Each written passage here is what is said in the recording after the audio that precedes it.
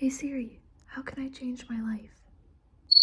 Okay, I found this on the web, so please tell me how I can change my life. I'm asking. Check it. I am so done with feeling sorry for myself. It is literally day one and I already want to give up. My visual image of myself, the way I think I look, it controls a lot about how I feel. I am mentally somewhere else. I'm so done with living in my head. It is 6:30 a.m. I'm not feeling motivated right now. I keep messing up and failing and falling down and then going into this like little rut where I don't do anything. I go back into my old habits. I spiral completely. I think I've gotten to the point where I'm just like, I'm gonna try anything. I think this is gonna be it. I have tried so many times to change my life, but I've never held myself accountable. So I'm going to be doing this on video, and you know what? I completely believe that it's gonna happen. This is like a little safe space. I'm gonna be like trauma dumping here because I don't go to therapy. I'm already screwing this up. I do have a chronic illness, and I've been trying to like set it aside from my personality. I'm gonna be super honest about what I'm feeling. This very moment, I feel super nauseous.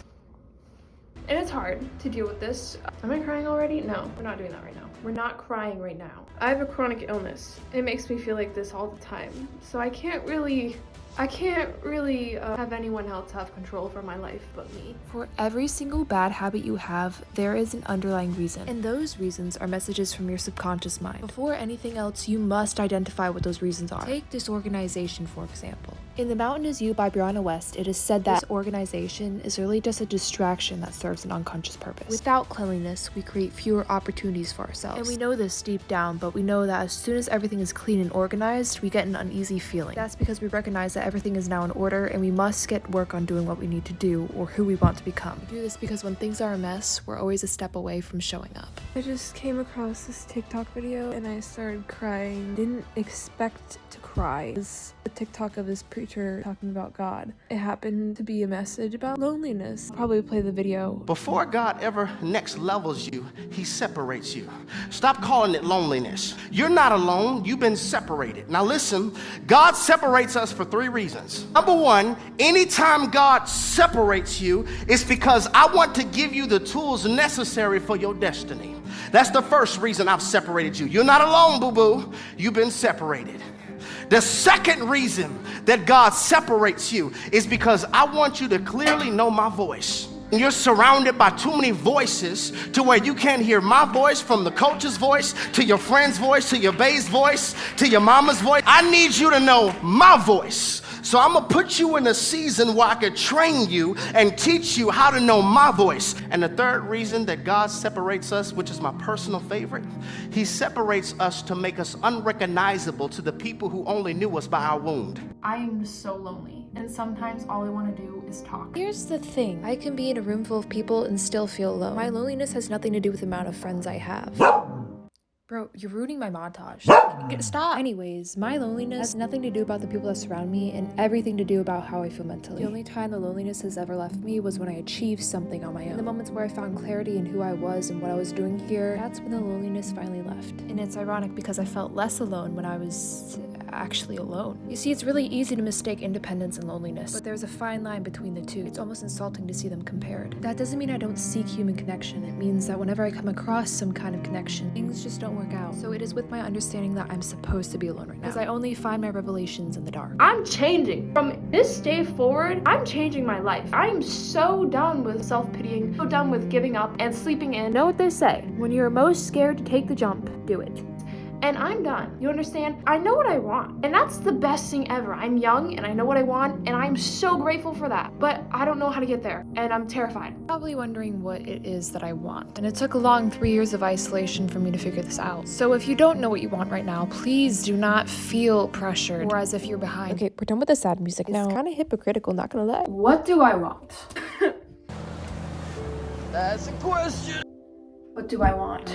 World peace? I want a lot of things. Now I already know the answer to this question. I've never explained it out loud. I am so done of waking up knowing how the day is gonna go. I want my days to be unpredictable. I want to live. I'm just existing. Everyone around me is kind of like in this rat race of this 9-to-5 life, and I'm terrified of corporate jobs. I should probably mention that I worked at Chipotle for a year. The worst year of my life. Every single time I had a corporate job, I had nightmares about them. and I had panic attacks almost every shift. After I quit Chipotle, panic attacks stopped. And I think that's when I realized that I didn't want that life. But I've had so many jobs, and every single time where I felt like someone else had my time, someone else can say, hey, you need to be here right now on this time, I felt like someone else had control of my life. When someone gave me a schedule to live by, I felt so suffocated and so out of control. And when you have anxiety, the only thing that you want is control. I don't like repetitive lifestyles, and I'm so ready for change at this point. I'm surrounded with people that don't have the same interests as me. Everyone here is just not on the same page as me, and there's nothing wrong with that. We're growing differently. We all have this thing in our brain that tells us, hey, you gotta stay where it's safe. You gotta stay where you're comfortable. We gotta get out of that box, or else we're not gonna live. We're never gonna truly live. There's a famous quote by Oscar Wilde that says, "To live is the rarest thing in the world. Most people just exist." And I feel like that's all I've been doing my entire life. Existing. And the only time I really feel happy is when I've achieved something that no one else can. Because what I'm searching for isn't quite a career or a lifestyle, it's a feeling. So I don't know how to tell you what I want. I'm gonna just show you. You guys are the first people to find out about this part of me, but I've always wanted to be an actress.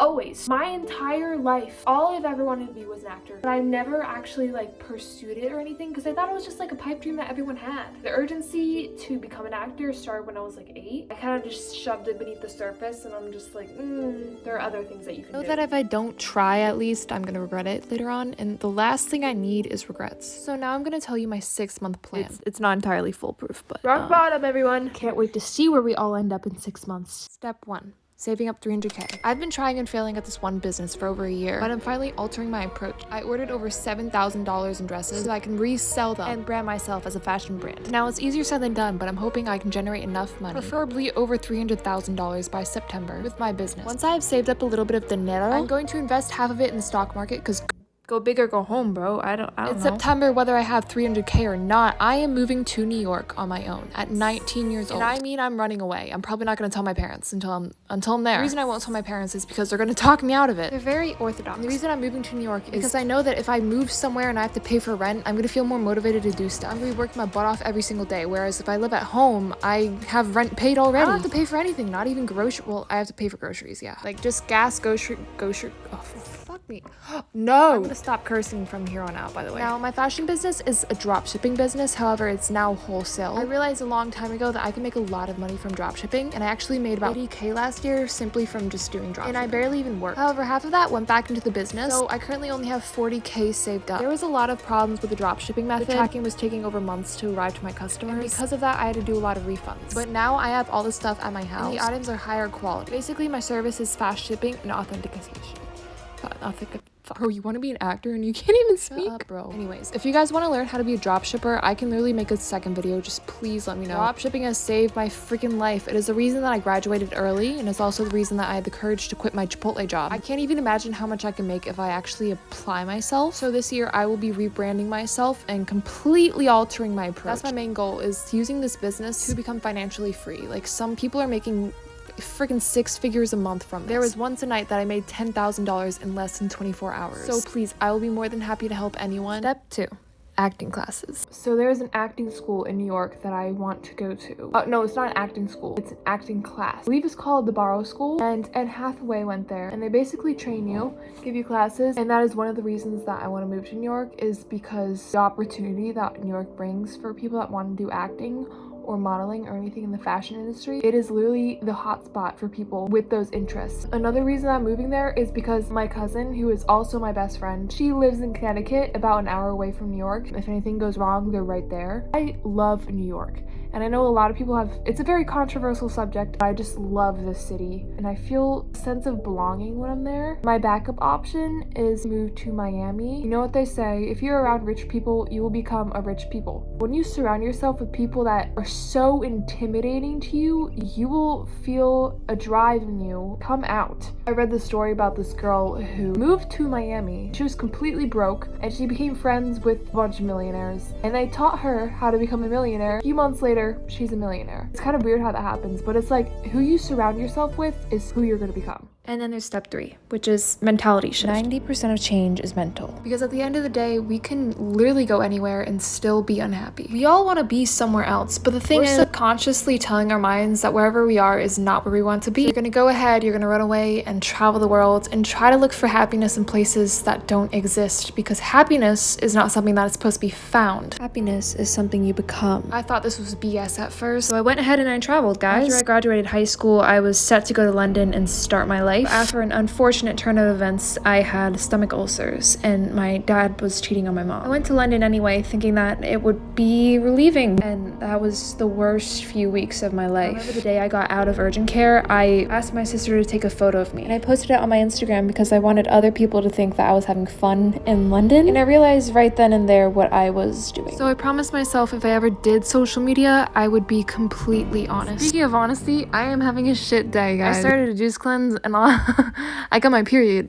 on the juice cleanse. Okay, we're gonna get back to like the inspirational speech part, Jill. Anyways, for the mentality portion of this journey, loading up on self-help books and podcasts. I'm gonna be learning about the law of attraction as well. I truly believe that we can manifest anything. And even if it's a placebo effect, I don't care. It's been working wonders for everyone. People have the ability to manifest millions of dollars into their life. The point that I'm trying to make is that we can really just have what we want. We're all responsible for stifling our own potential. We sit down, we compare ourselves, we wonder what on earth we've done wrong. Why aren't we there yet? I don't get how everyone's winning the race when I was here first. But let's get one thing straight. If you are not where you're supposed to be yet, it's because you're not supposed to be there yet. It is just simply not your time. Maybe there's something unresolved in you that is not ready for that kind of overwhelmingness. When I got my ulcers, I kept working. I kept working and working and working, and I was expecting answers. But the thing is, nothing came in return because it was not my time yet. I was not prepared for anything. I was a girl having panic attacks everywhere I went. I self-isolated for 6 months. If those opportunities did come to me, I would push them away subconsciously. And even if those things did come to me, I knew deep down I just wasn't ready to receive. I spent like 4 hours on average in the bathroom hugging the toilet, guys. I don't know why I expected all of it to come to me. I watch these videos of people that have terminal illnesses, and I wonder, if I were to die tomorrow, would I have given everything that I could? And every single time I get that question, the answer is always no. I haven't even given half of myself. I've always stifled my potential because I was so scared of it. We really all just get one lives, guys. We can have it all. We can have everything that we've ever dreamed of. But everything starts with mentality. If you cannot find gratitude with the things that you have right now, you will never be happy. In saying that, I don't want you to ever be satisfied either, because there is a large difference with being happy and being satisfied. It's really up to you to wake up every single morning and be happy while you're doing this. Go on and find the darkness and everything, and that is completely up to you. The way that you experience this, it is really up to you. I need you to know that every single one of us, we're all just winging it. Like, on it, legitimately, we're all winging it. But it's sad because everyone thinks we have our shit together because we hide it so well. Like, for instance, people don't think I curse, but I do. I curse, and sometimes I don't shower, or sometimes I don't wash my hands. You know, that was disgusting. Why I can't control myself in a kitchen. I'm always craving food, and then I overeat too much. And then I realize, hey, you know what? Perfectionism. I'm just gonna binge the rest of the day because, you know what, I already ate unhealthy. And nothing interesting happens in my life. I don't text people back. I've avoided everyone for such a long time. God, I don't even know when the last time I,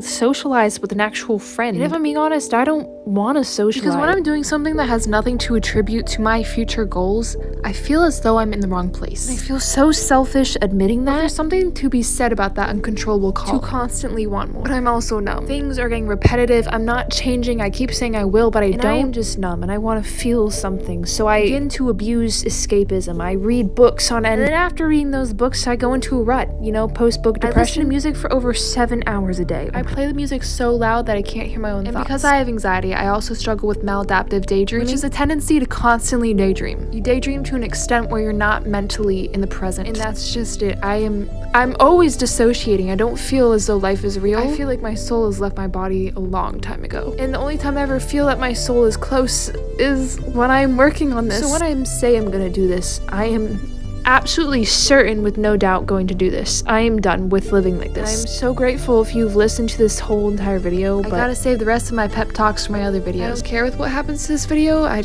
hope it helps someone. And I really love you. So I'm gonna go. I'll see you soon, dreamers.